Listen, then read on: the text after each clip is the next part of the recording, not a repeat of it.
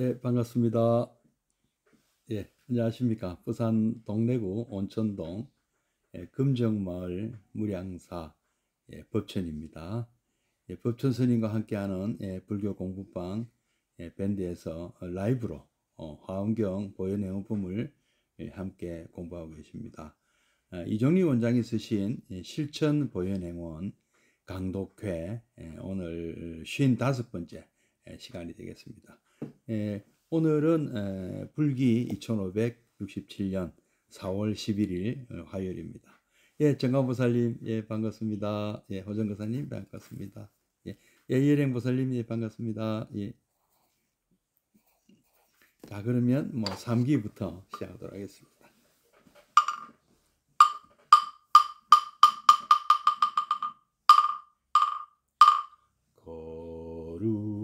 거룩한 부처님께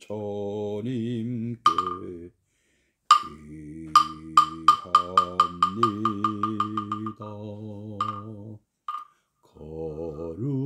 거룩한 가르침에 귀합니다.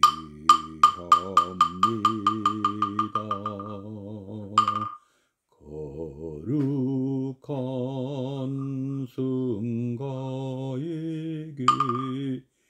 귀합니다.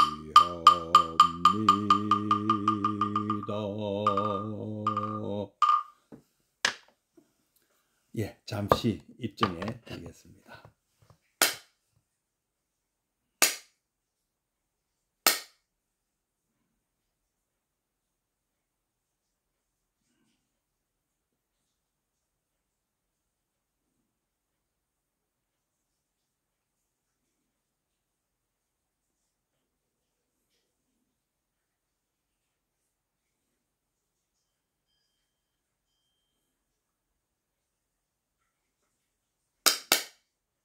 네, 입증 바로. 예, 여실무사님, 예, 반갑습니다. 예. 예, 이제 뭐 봄은 뭐 완연한 정도가 아니고요. 벚꽃도 다 피고 지고, 이제는 뭐 날씨가 좀 변덕스러운 전형적인 봄 날씨입니다. 그리고 뭐 이런 가운데 지난 토요일 날 생전예수제 회양법회 잘 마쳤고요. 또 지난 일요일 날은 삼사순례 관룡사, 해인사, 그리고 일붕사 삼사순례 잘 다녀왔습니다. 예. 많은 분들이 동참해 주시고 또 아주 불심 가득한 그런 마음으로 또 좋은 날씨에 아주 좋은 그 일정을 잘 소화하고 뭐 다 잘 다녀왔습니다. 기도도 잘 하고요. 오늘은 화엄경 보현행원품 수장보살님, 반갑습니다. 이제 우리 그 실천 보현행원 오늘 55번째 시간이 되겠습니다. 오늘은 199페이지를 공부할 차례인데요. 이제 뭐 한 7페이지 뭐 좀 남았습니다. 그러면 대략 한 뭐 10번 정도 남은 셈인데요. 뭐 대략 한 달 조금 남짓, 한 달 조금 더 되겠네요. 뭐 5월 달까지 이어질 가능성이 많습니다. 그러면 뭐 대략 이번에 부처님 오신 날 5월 27일이 지나고 새로운 6월 달부터는 또 새로운 교재로 강독회를 계속 이어갈 생각입니다. 근데 이제 요게 이제 1시간짜리가 되다 보니까 조금 이게 우리는 뭐 괜찮습니다. 지금 라이브로 공부하시는 분들은 큰 상관이 없어 보입니다. 맞는지 모르겠습니다. 근데 유튜브로서는 좀 긴 편이거든요. 그래서 이제 제가 이제 이런저런 연구를 해본 결과 1시간에 걸쳐서 30분씩 두 과목을 하면 어떻겠나 생각이 들어요. 그래서 한번 좀 더 연구를 해보겠습니다. 그 부분 좀 더 연구를 해보겠습니다. 199페이지 이종리 원장이 쓰신 실천 보현 행원 199페이지를 할 차례인데요. 뭐 교재가 없으시더라도 제가 이렇게 천천히 한번 읽어드리고 또 한 번 더 읽으면서 또 함께 새겨보니까 뭐 없으셔도 뭐 괜찮습니다. 잘 들으시면 됩니다. 지난 시간에 이어서 계속 말씀드리겠습니다. 보현 행운의 자비심은 이러한 특징이 있다 하는 내용인데요. 지난 시간 마지막에는 주는 자비다. 이 보현 행운에서의 자비심은 주는 자비고 능동적인 자비다. 받는 자비 또는 수동적 자비가 아니라는 말씀이죠. 내가 주는 입장이다. 그런 이제 말씀이네요. 그럼 오늘은 이제 두 번째, 이 보현 행운에서의 자비심은 지에서 나오는 자비심이다. 문수, 사리, 용맹지, 보현, 해행, 역부연. 문수, 사리, 보살님의 지혜 담당 보살님 아닙니까? 문수 제일 사리 보살은 지혜를 담당하신 보살님이거든요. 문수 보살님의 용맹한 그 지혜는 보현, 해행, 역부현이다. 보현의 자비행, 지혜행도 또한 그러하다. 이렇게 말씀드릴 수가 있습니다. 계속 읽어보겠습니다. 우리는 선한 분 중에 자비롭기만 한 분들을 종종 봅니다. 그런데 이분들은 지혜가 그만큼 못 따라주기 때문에 원만한 자비행이 되지 못합니다. 착하기는 한없이 착하지만은 실제로 도움이 되지 못하는 경우도 적지 않고 기껏 힘들여 한 자비행이 해가 되는 경우도 있으며 심지어 그로 인해 자신마저 망치는 경우도 있습니다. 이처럼 자비행은 마음만 가지고는 안 되는 것이니 반드시 밝은 지혜에서 나와야 합니다. 그래야 제대로 남을 도울 수 있고 자신도 보람이 있으며 원만하게 됩니다. 지혜 없는 자비행은 모두에게 고달픈 것입니다. 그런데 보현의 자비행은 지혜가 뒷받침된 자비입니다. 예경제불로부터 상수불화까지의 행운으로 환하게 밝아진 지혜로 모든 중생을 수순하는 것입니다. 그러므로 수순 중생의 자비는 원만한 그리고 완벽한 자비입니다. 진정한 반야는 자비행이며 보현의 자비행은 바로 지혜행인 것입니다. 진감문 보살님 반갑습니다. 행운에서의 자비는 주는 자비, 능동적인 자비라고 지난주 마지막에 이제 우리 배웠고요. 또 지혜에서 비롯되는 자비다. 오늘은 이 내용에 시작이 되는데요. 우리 주변에 보면 선한 분, 착한 분, 이렇게 말씀드리겠습니다. 김한 교사님 반갑습니다. 참 한없이 참 선하고 한없이 참 착하고 한없이 참 좋은 분들이 있죠. 한없이 자비롭고 우리 주변에 멀리 갈 거 뭐니 있습니까? 우리 바로 이 불자님들 여러분들의 부모님 그렇죠?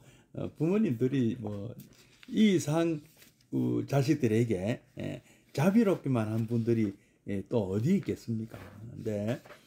근데 이제 우리가 어릴 때는 참 우리 아버지 어머니가 이 세상에서 제일 훌륭하신 분인 줄로 알고 있는데 이제 차츰 나이가 들면은 좀 그렇지 못하시다는 것을 어느 날 알게 되죠. 그죠?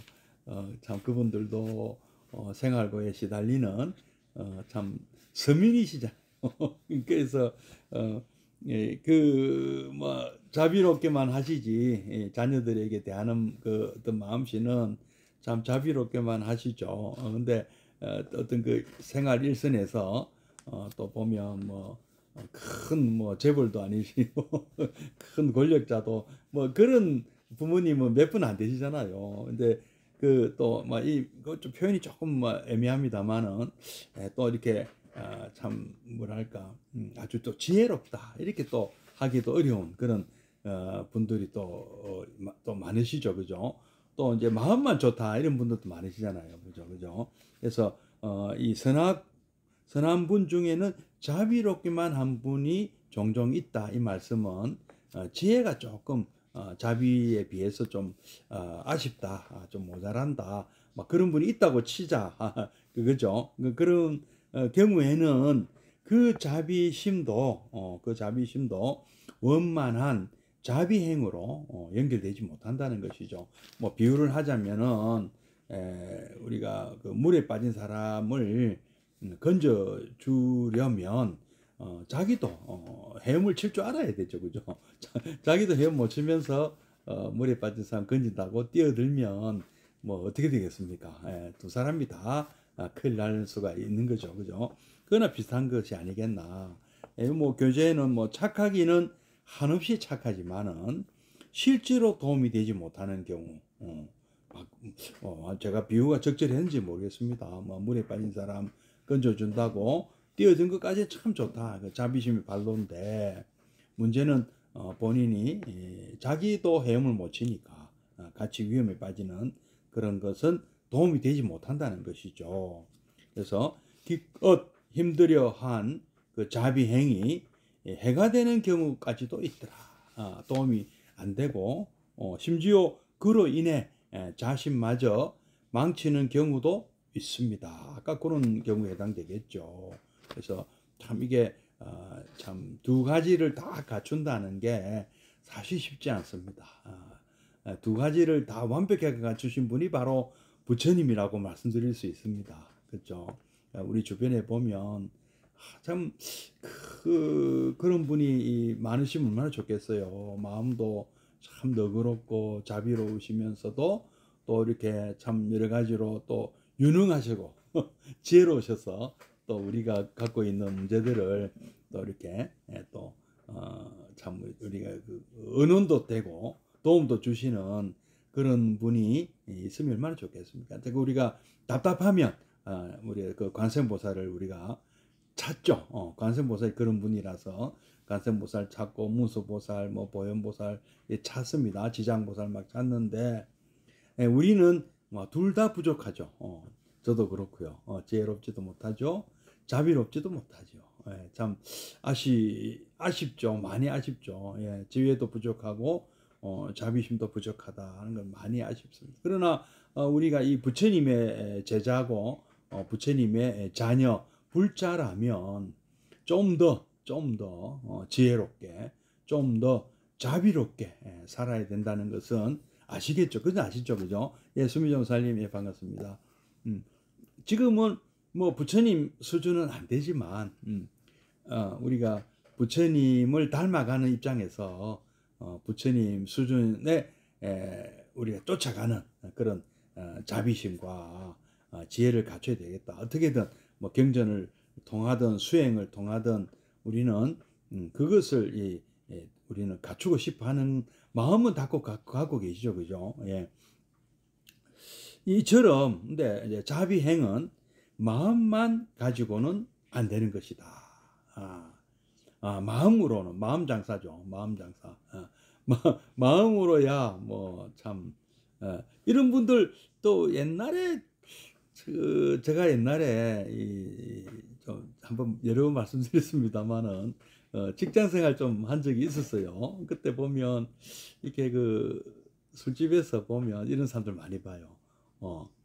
애국자, 참 술 한잔 하면서 막, 참 울분에 차서, 나라가 이러면 안 되고, 저러면 안 되고, 이렇게 막, 이렇게, 요즘도 그런 분 있으신지 모르겠어요. 제가 요새 술자석에 가본 적이 없어서 잘 모르겠는데요. 아마, 아니, 있으시겠어요. 그죠?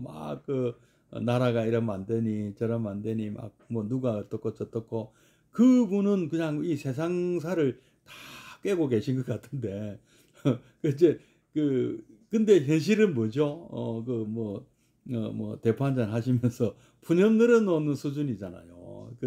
한마디로 그 마음만 앞서는 경우가 아니겠나 그런 경우도 저 정말로 그렇게 뭐 정치를 잘 아시고 경제를 잘 아시면 술집에 술 한잔 하면서 이렇게 뭐 푸념을 하고 있을 시간이 어디 있겠습니까, 그죠? 근데 우리 마음은 다 누구든 다 돕고 싶고 좀 이런 자비심을 갖고 계시다 하더라도 그분에게는 능력이 없으면은 이제 아무 소용이 없. 이제 재미있는 거는요. 우리 관세음 보살이라는 아발르키 데스파라 이를 관 어떤 분은 관세음 보살로 불렀고 어떤 분은 관자재 보살로 불렀습니다. 근데 관세음 보살과 관자재 보살은 다른 분이다 이렇게 뭐 주장하는 분도 계십니다만은 아발르키 데스파라라는 범어를 옛날에 구마라주 스님은 약 4세기쯤이었죠. 요거를 관세음 보살로 번역하셨어요. 그래서 법화경 관세음 보살 보문품에 관세음 보살하고 나오지 않습니까? 그리고 뭐 여러 또 다른 경전에 또 그렇게 나오고요. 근데 그 뒤에 7세기에 등장하신 현장 스님, 인도에 유학 갔다 오신 중국 스님은 당나라 스님은 똑같은 아발로케테스바라를 관자재 보살로 번역을 하셨어요. 그래서 여러분들이 우리 불자님들이 각종 의식에서 같이 염송하시는 반야신경에서는 관자재 보살로 이렇게 여러분 하시잖아요. 그게 이제 현장 스님의 번역이죠. 그래서 같은 분을 같은 분이라고 보는 그게 오히려 많은 분들이 그렇게 보시니까 뭐 어쨌든 그럼 관세음 보살하고 관자재 보살은 어떤 번역의 측면에서 어떤 점을 강조했느냐 하면은 관세음 보살은 세상의 소리란 뜻이잖아요. 그 세상의 소리를 듣는다, 본다. 이 뜻은 관찰한다. 이 뜻은 뭐냐면은 마치 어머니가 어린 아이, 갓난쟁이가 우는 소리를 듣는 것과 같습니다. 이제 우리가 이 자비를 제가 그때 어머니 마음이라고 말씀드린 부모님 마음, 대자비 대비는 이제 부처님 마음이고 관세음보살도 뭐 같은 급수지만은 그런 모든 중생을 자녀로 보는 분의 마음이고요. 일단 어머니가 이 자녀가 특히 이제 어린 아이가 우는 소리를 다른 사람은 못 들어도 엄마는 듣는다는 것이죠. 그래서 마치 그렇듯이 우리 중생들의 어떤 이 참 고단한 이 삶에서 참 관세음보살을 애타게 부르면 그 소리를 들어주신다. 이런 뜻이잖아요. 그러면 이게 이제 어떤 면을 강조했나 하면은 바로 이 자비심을 강조했다. 이렇게 말씀드릴 수가 있습니다. 근데 관자재 보살은 이제 그 자재란 뜻은 뭐냐면은 자유자재다. 그러니까 능력을 강조했다고 볼 수 있는 것이죠. 그래서 능력을 강조한 거예요. 그러니까 지혜죠, 지혜. 뭐 지혜제일 문수사리 보살이 있지만 관세음보살은 둘 다 갖추고 계신 분이에요. 원래는 뭐 자비심이 더 강하다 하지만 지혜도 만만치 않게 지혜도 능력, 그러니까 구고군안할 수 있는 능력이 있잖아요. 구조 신통력하고 광수지 방편에 구조 신통력을 구족하시고 갖추시고 광수지 방편 방편을 각종 어떤 이 수단을 다 닦으셨다 이죠. 널리 닦으셨기 때문에 우리로 하여금 구고고난 우리의 고난에서 우리를 구해주시는 대자대비하신 관세음보살 이렇게 되죠. 대자대비 구고고난 관세음보살 이렇게 하잖아요. 여러분 그죠? 연분할 때 하시잖아요. 예, 이제 그런 얘기가 이제 여기서 나오는 거죠. 그래서 바로 관세음 보살 또는 관자재 보살은 부처님과 같은 능력을 가지고 대자대비하신 마음으로 우리 중생들을 돌봐줄 수 있는 그런 능력을 갖추신 분이다. 이렇게 우리가 해석을 할 수가 있는 것입니다.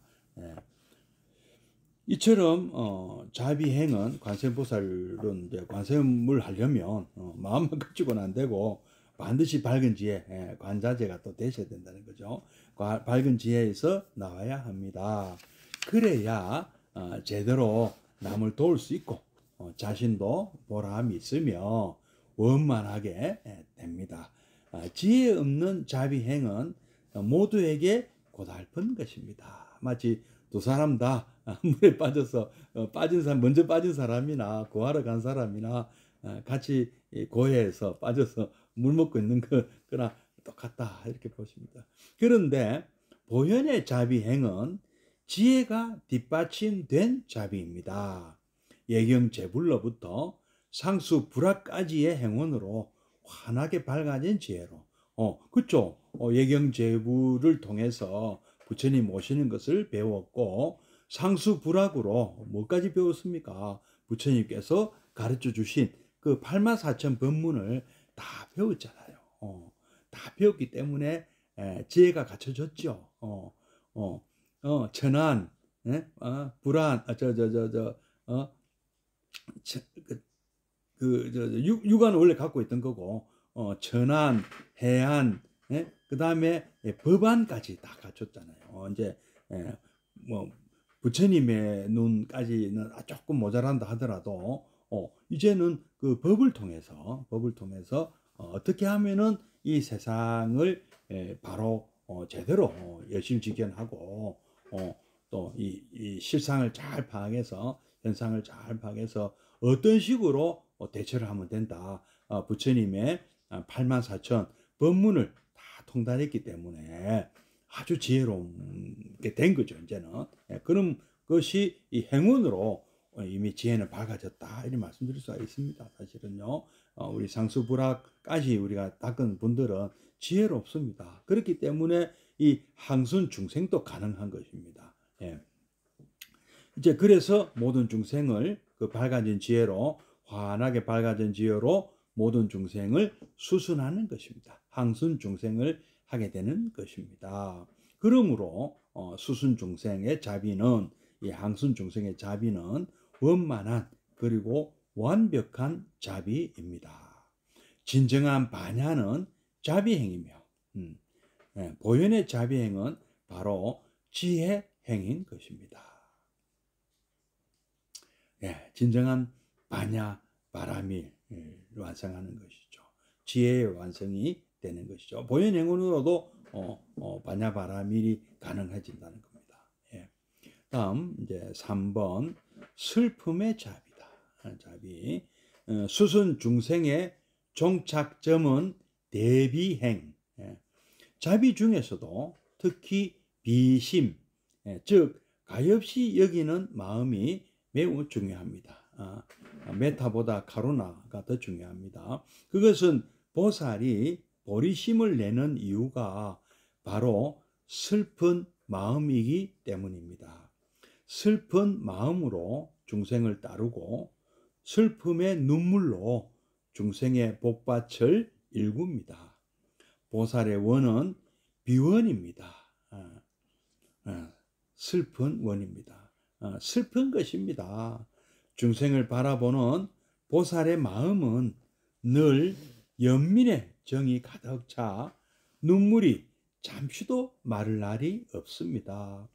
항숭 중생부는 보살의 원이 왜 슬플 수밖에 없는지를 보여줍니다. 넓은 사막 한가운데 나무가 한 그루 서 있는데 이 나무는 뿌리에서 물을 가득 끌어올려 삭막한 광야에서 무성한 잎과 열매를 꽃피웁니다. 생사 광야의 보리수 왕도 이와 같아서 중생이 그 뿌리이며 불보살이 그 꽃과 열매인데 보리수 왕은 대비수로 중생을 이익되게 하여 이 대비수 요익중생한다 이렇게 하죠. 마침내 불보살의 지혜 화과가 무성하게 맺히게 됩니다. 또한 보살은 대비심으로 일체 중생을 따르므로 이 대비심 수중생함으로 마침내 원만한 중생 공양이 이루어진다고 말씀합니다. 흔히 불교를 자비의 종교라고 합니다. 여기서 메타는 남이 잘함을 같이 기뻐하는 것을 말하고, 카루나는 남이 잘못됨을 안타까워하는 마음이라고 합니다. 그런데 행공품에서 불보살을 꼽히는 도구는 대자수가 아니라 대비수, 즉 자의 마음으로 나오는 물이 아니고 비의 마음, 슬퍼하는 마음으로 나오는 물, 즉 슬픔의 눈물인 것입니다. 눈물은 기뻐도 흐르고 슬퍼도 흐르는데 왜 중생을 성숙시키는 것이 기쁨의 눈물이 아니고 슬픔의 눈물이라고 했을까요? 그것은 중생에 대한 사랑을 완벽하게 만드는 것이 바로 연민의 정이기 때문입니다. 기쁜 마음, 기쁜 사랑도 매우 중요하지만 그것만 가지고 우리의 일체 행은 완전할 수 없습니다. 기뻐하기만 하는 마음은 자칫하면 자만과 아집에 빠지기 쉽게 됩니다. 그것을 막아주는 것이 바로 연민의 마음입니다. 남을 애틋하고 안타깝게 여기는 그 마음이 있는 한 우리는 자만과 아집에 머물기만 할 수는 없습니다. 아무리 재산이 많고 지위가 높으며 아무리 행복하다 해도 우리는 그것을 즐기고 자랑할 수만은 없습니다. 나보다 못한 이들에 대한 끝없는 슬픔은 여태껏 살아온 자신만을 위한 삶을 다시 한번 되돌아보게 합니다. 이렇게 하여 불완전하고 이기적인 중생의 마음은 보다 높은 단계로 성장되어 가는 것입니다. 보살의 원은 슬픕니다. 이 세상의 바른 모습을 보지 못하고 자꾸만 어둠의 나락으로 떨어져 가는 중생의 그 모습이 슬프고 그 나락을 막아줄 힘이 자신에게 없는 것이 또한 슬픕니다. 그러나 보살의 슬픔은 슬픔으로만 끝나지는 않습니다. 중생의 그 아픔, 그리고 그 아픔을 그냥 흘려보낼 수밖에 없는 자신의 무능을 온 가슴으로 뉘우치며 지금은 내 비록 무능하여 이렇듯 슬픔으로 보낼 수밖에 없으나 세세생생 중생으로 떠돌더라도 내 기어코 저 중생을 건지고야 말겠다 하는 비장한 다짐이 솟게 됩니다. 그리하여 보살은 하늘을 무너뜨릴 것 같은 불같은 정진으로 마침내 깨달음을 이루게 되며 사바의 중생은 이러한 보살의 원과 함께 종국에는 해탈의 세계로 나아가게 되는 것입니다. 그러므로 일체 중생을 꽃피우는 것은 바로 대비의 눈물, 즉 대비수인 것입니다. 찬란한 햇살이 자라면, 메타라면 대지를 촉촉히 적시는 빗물은 바로 카루나입니다. 보현의 자비는 이처럼 기쁜 자비가 아니고 슬픈 자비입니다. 끝으로 다시 한번 강조할 것은 보살이 이렇게 깨달음을 이루는 것은 중생이 있기 때문이라는 사실입니다. 중생이 고통받는 모습을 보고 북받쳐 오르는 슬픔 속에 저 중생을 구하리라 하는 마음을 내고 그 마음에서 정진을 하여 마침내 깨달음을 이루며 그렇게 얻은 깨달음으로 중생을 구하러 다시 생사의 바다에 뛰어드니 보리는 중생에게 속한 것이다. 보리 속어 중생이라. 중생이 없으면 깨달음도 없으니 애당초 깨달음은 보살의 것이 아니기 때문입니다. 중생이 곧 부처라는 말씀이 이제 그래서 나온 얘기죠. 자, 이제 다시 처음부터 다시 또 읽어보겠습니다. 슬픔의 자비. 수순 중생의 종착점은 대비행이다. 자심 중에서도 자비 중에서도 특히 비심, 즉 가엾이 여기는 마음이 매우 중요합니다. 그것은 보살이 보리심을 내는 이유가 바로 슬픈 마음이기 때문입니다. 슬픈 마음으로 중생을 따르고 슬픔의 눈물로 중생의 복밭을 일굽니다. 보살의 원은 비원입니다. 슬픈 원입니다. 슬픈 것입니다. 중생을 바라보는 보살의 마음은 늘 연민의 정이 가득 차 눈물이 잠시도 마를 날이 없습니다. 항순 중생부는 보살의 원이 왜 슬플 수밖에 없는지를 보여줍니다. 한 번 더 읽을 수밖에 없어. 더 보탤 말씀이 없네요. 제가 한번 동문회 신문에 한번 원고 청탁을 받아서 제목을 좀 대비심 이렇게 붙였는데 그거를 또 누가 올리기 전에 자비심을 바꿔놨더라고요. 바로 제가 이 대비심을 말씀드린 건데 자비심 중에서도 정말 우리가 부처님이 우리로 하여금 왜 부처님이신가? 대비심 때문입니다. 대자 대비 대희 대사 다 중요하지만 사무량심이 다 중요하지만 우리 중생의 입장에서는요 대비심이 제일 고마운 마음인 것이죠. 왜? 우리는 아직은 부족하니까.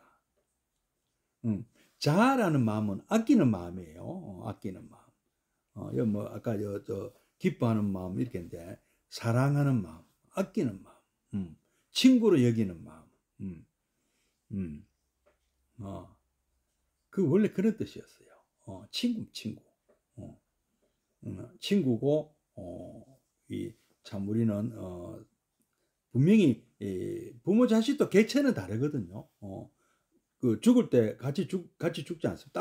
따로 죽지 않습니까? 개체가 다르다는 것이죠. 근데 이 세상에서 가장 아끼는 존재가 누굽니까? 이제 부모에게는 자식이잖아요. 예. 더 이상 아끼는 존재가 따로 있습니까? 심지어는 부부 간에보다도 더 자식을 더 아끼지 않습니까? 아무리 사랑하는 사이라 하더라도요. 그만큼 특히 이 자라는 마음은 아끼는 마음은 부모의 마음을 가장 높이 치는 것이죠. 근데 부처님은 우리들 모두 자식으로 여기신다는 말씀인데, 근데 자식이 유능하고 똑똑하면 아끼는 마음, 예를 들어서 사랑하는 마음이 있어도 그만이에요. 근데 못났으니까 못나고 불쌍한 짓만 하고 뭔가 좀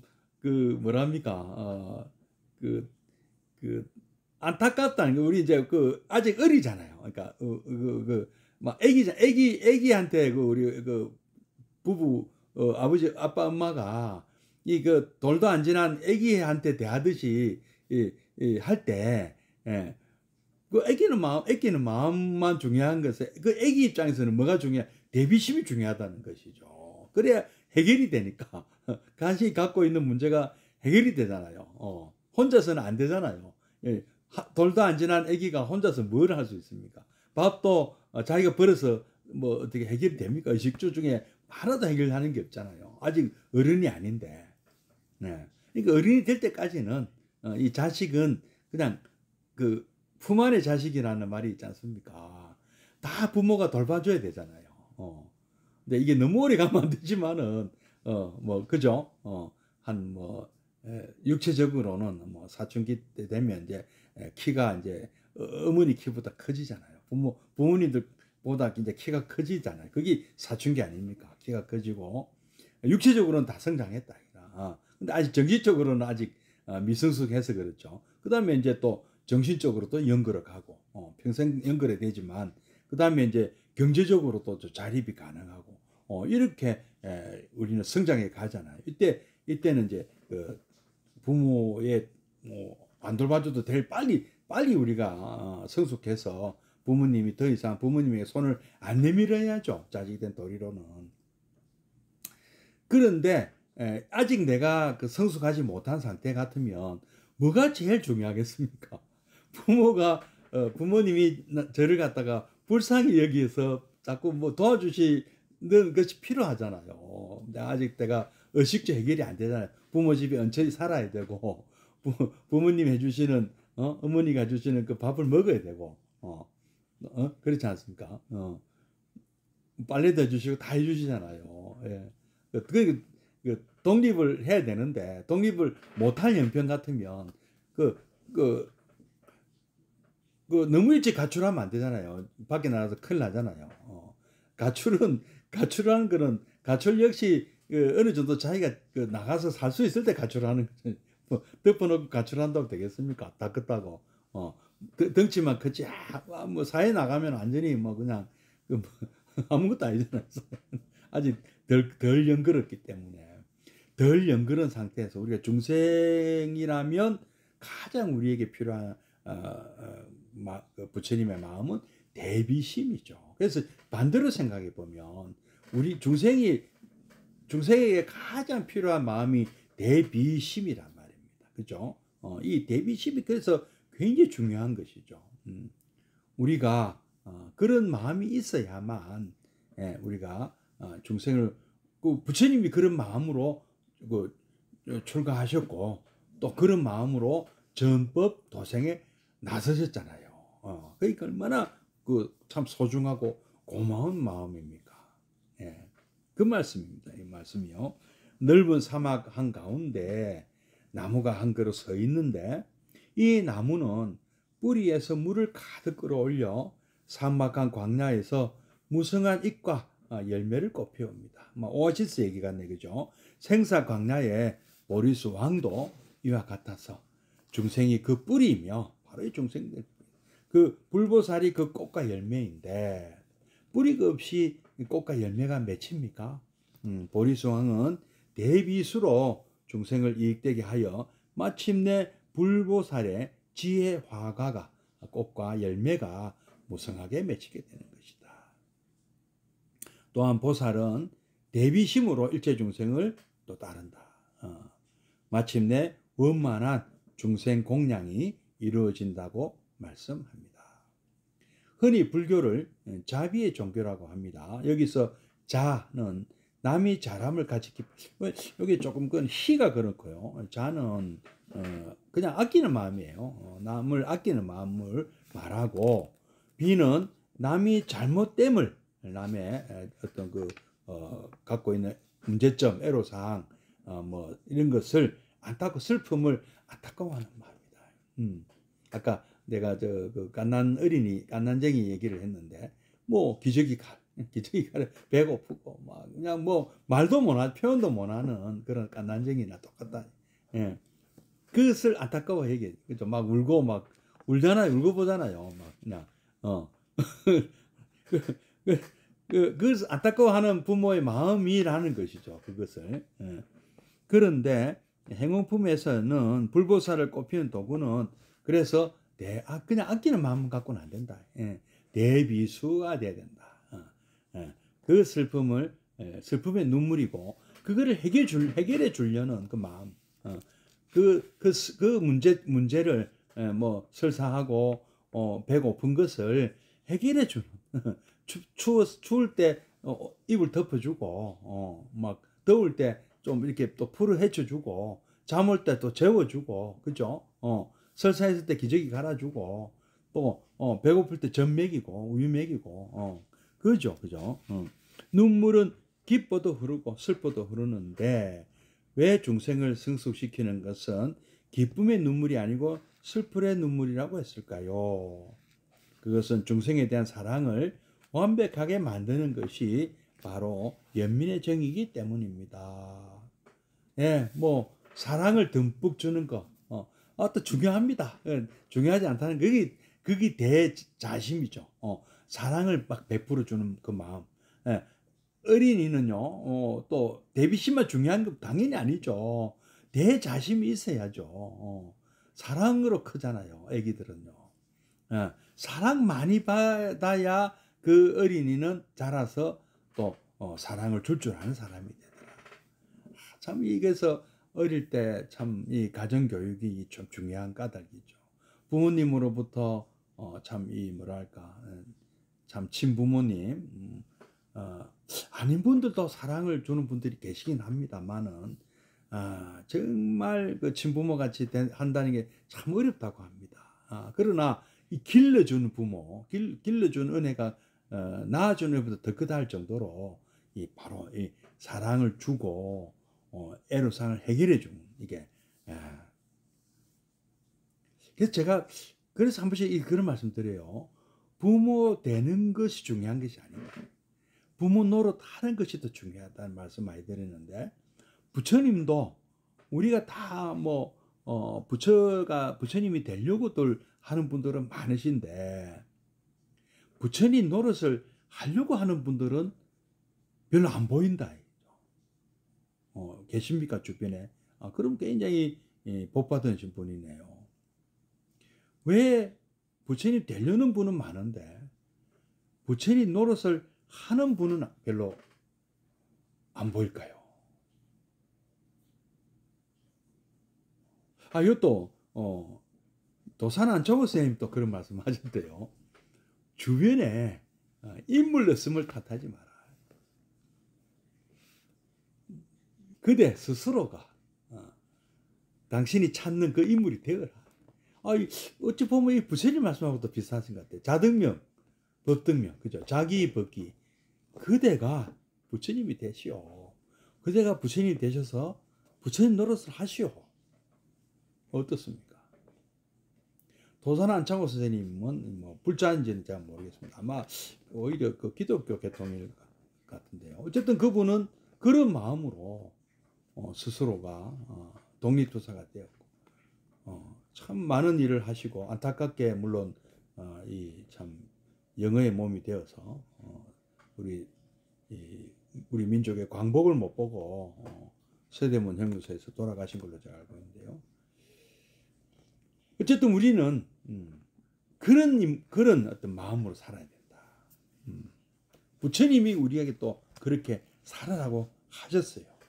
자등명, 법등명해라. 자기 법기해라 말씀은 스스로가 어른 독수리가 되라. 언제까지나 애기로 있을 거냐? 언제까지나 그 남의 대비심을 받아 먹을 거냐? 스스로가 대자 대비 대의대사를 베푸는 사무량심을 그냥 마음껏 그 중생들에게 베푸는 그런 부처님이 되라. 그 말씀입니다. 무량한 그 마음을 막 무한대로 퍼주는 그런 여러분들이 바로 그런 분이 되어주시고 뭐 어렵지 않습니다. 이 보현행은 실천하시는 여러분이 부처님이세요. 뭐 부처님을 따로 찾지 마세요. 스스로가 한번 내가 낳은 자식이 아니더라도 우리가 부모 노릇 잘 할 수 있어요. 마찬가지입니다. 내가 부처가 안 됐다 하더라도 부처님 노릇 할 수 있습니다. 무슨 수행해서 참선하고 그냥 해서 무슨 수행의 결과로 내가 부처가 되는 게 뭐 그런 방법도 있겠죠. 그래 하세요. 그렇게 하고 싶은 분들은 그렇게 하시고. 근데 우리 모든 불자님들이 다 그렇게 할 수 있습니까? 지금 세상이 지금 얼마나 어려운데요. 부처님 같은 분이 그런 아까 그런 참 전문적인 뭐 우리 수행을 통해서 짠하고 나타나셔가지고 성철 스님 같은 분 뭐 나타나서 우리 이 불교계를 좀 바르게 이끌어주면 얼마나 좋겠습니까? 그건 또 그런 길을 또 전문적으로 하시는 우리 스님들이 계시잖아요. 그분들이 맡기고 우리 나머지 불자님들은 우리가 왜 다 우리가 참선해야 되고 우리가 다 그런 수행을 해야 됩니까? 시간도 없는데 특히 우리 제가불자님들요. 그 부러워하지 마세요. 뭐 참선 좀 못했대요. 명상 그냥 좀 이렇게 쉬운 명상들 배워서 생활 명상들 하시고 실제로 이 여러분들이 발을 딛고 살고 계시는 이 땅에서 보현행운을 하시고 보현행운. 어떤 마음으로 살 것이냐. 일상에서 만나는 분들을 부처님으로 대하시고 칭찬 열애하시고 예경제불 칭찬 열애 광수공양 하시고요. 참여업장 하시고 수의공덕 하시고 청전법륜 하시고 청불주세 하시고 항수불학 하시고 이제 항순중생 하시고 다음에 또 복의해양 하시고 이 삶을 살자. 부처님 행을 하자. 부처님 노릇을 하자. 비록 아직 우리는 완벽한 어떤 어떤 그 부처님은 아닐지 몰라도 따라 배우자. 한 가지라도. 그러면서 아직은 사춘기 이제 모양을 갖춰 나가는 거예요. 이제 틀도 점점 어른의 틀을 우리 자녀들이 크는 거 똑같습니다. 이거 깐난쟁이에서 자꾸 이제 어떤 틀을 갖춰 가는 거예요. 배워가면서. 그리고 이제 우리는 성숙해지고 20대, 30대, 40대 이렇게 성숙한 인간이 되어가는 똑같습니다. 자립하고 스스로가 자립. 또 새로운 또 가정을 이루고 식구들을 또 어떤 뭐랍니까 가장이 되고 이끌고 그런 삶을 사는 거죠. 아주 그 단란한 가정을 이루고요. 또 어느 공동체에 가더라도 아주 그 공동체를 잘 이끄는 선한 영향력을 행사하는 요새 그 인플루언서라는 것이 아주 유행인데요. 인플루언서가 뭡니까? 영향력을 주는 사람이잖아요. 그럼 이왕이면 어떤 영향력을 주는 사람이 되겠습니까? 이 세상, 이 공동체에 좋은 영향력을 끼치는 거. 이 공동체 발전에 도움을 주는 그런 인플루언서가 돼야 되지 않습니까? 팔로워 수 많은 게 좋은 인플루언서가 아니고요. 선한 끼치는 인플루언서가 돼야 되는 것이죠. 그분이 부처님이죠. 부처님 노릇을 하는 분이 부처님이에요. 부처님이 대신 우리가 부모 노릇, 부모 되는 것보다 부모님 노릇 하는 것이 정말 더 중요하고 어렵다고 하지 않습니까? 그죠? 부모 안 돼도 부모 노릇 할 수는 있잖아요. 좋은 부모 노릇 할 수 있잖아요.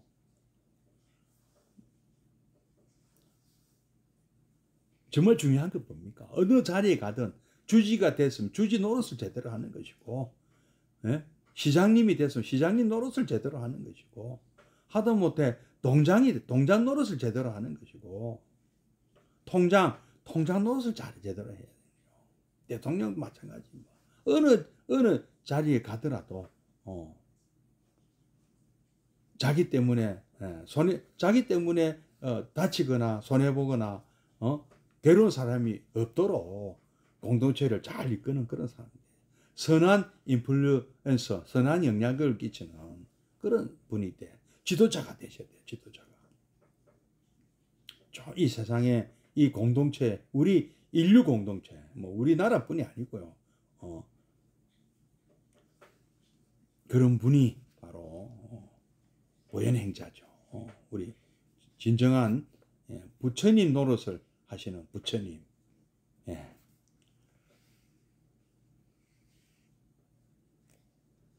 이러한 중생을 성숙시키는 것은 슬픔의 눈물이다. 그것은 중생에 대한 사랑을 완벽하게 만드는 것이 바로 연민의 정이기 때문이다. 왜 그래야 되느냐? 이 왜 우리가 공동체에 우리가 선한 영향력을 주는 지도자가 다 되셔야 하느냐.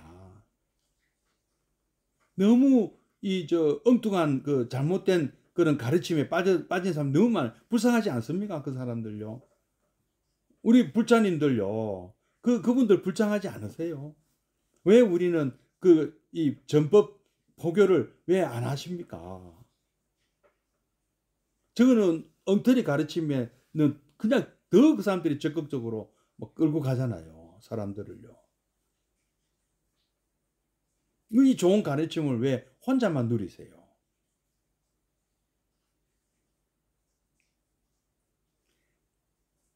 한 분이라도 더 우리가 물론 우리 불교의 장점이에요. 오는 사람 막지 않고 가는 사람 붙들지 않는다. 근데 그게요. 쿨한 거 아닙니다. 그거는 노력을 다 했느냐가 먼저 질문을 받아야 돼요.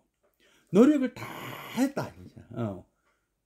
그냥 뭐 전도하려고 노력했고, 부처님 전도 선언하셨잖아요. 세상에 많은 사람들의 행복과 이익을 위해서 전도하라고 하셨잖아요. 근데 전도 노력 다 했고, 또 내게 나쁜 인연은 또 못 오게 또 내가 다 막았다.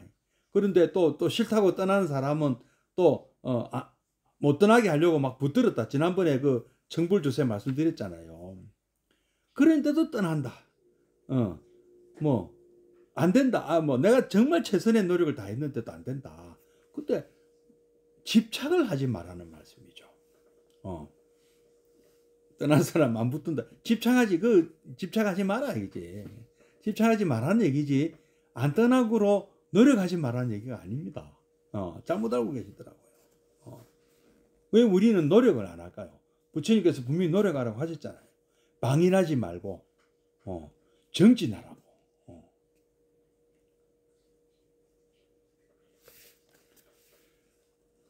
수행 정진도 중요합니다. 그건 뭐 수행 정진 하시는 전문가들 중요합니다. 우리 그 핸드폰 만드는 전문가 중요하지만 우리는 그 핸드폰을 잘 쓰는 우리는 엔드 유저로서의 우리도 역할이 있잖아요. 우리 불자님들은 부처님 가르침으로 잘 써먹어서 행복하게 사실 의무가 있습니다. 잘 써먹어야 돼요. 잘 써먹어서 남에게 모범이 돼야 된다. 선한 영향력을 행사해야 된다. 기쁜 사랑. 그러니까 이거는 이제 사랑하는 마음, 아끼는 마음도 매우 중요하지만 그것만 가지고 우리의 일체 행은 완전할 수가 없다. 그런 마음은 자칫하면 아끼는 마음은 자만과 아집에 빠지기 쉽다. 그것을 막아주는 것이 바로 연민의 마음이다. 안타깝게 여기는 이 마음. 남을 애틋하고 안타깝게 여기는 그 마음이 있는 한 우리는 자만과 아집에 머물지 않습니다. 아무리 재산이 많고 지위가 높으며 아무리 행복하다 해도 우리는 그것을 즐기고 자랑할 수만은 없습니다. 나보다 못한 이들을 대한 끝없는 슬픔은 여태껏 살아온 자신만을 위한 삶을 다시 한번 되돌아보게 합니다. 너무 나는 내밖에 몰랐던 거 아니냐. 이렇게 하여 불완전하고 이기적인 중생의 마음은 보다 높은 단계로 성장되어 가는 것입니다. 자, 오늘 뭐 조금 남아 있습니다. 여러분들 시간이 다 돼가지고 이거는 내일 또 계속 하도록 하겠습니다. 오늘 뭐 이쯤 하겠습니다. 자, 그러면 잠시 입증해 드리겠습니다.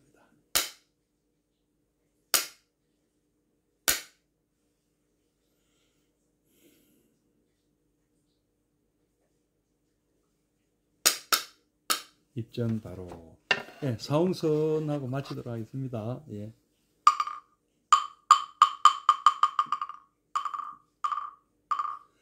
중생을 다 번제오리다 번뇌를 다 끊으오리다 법무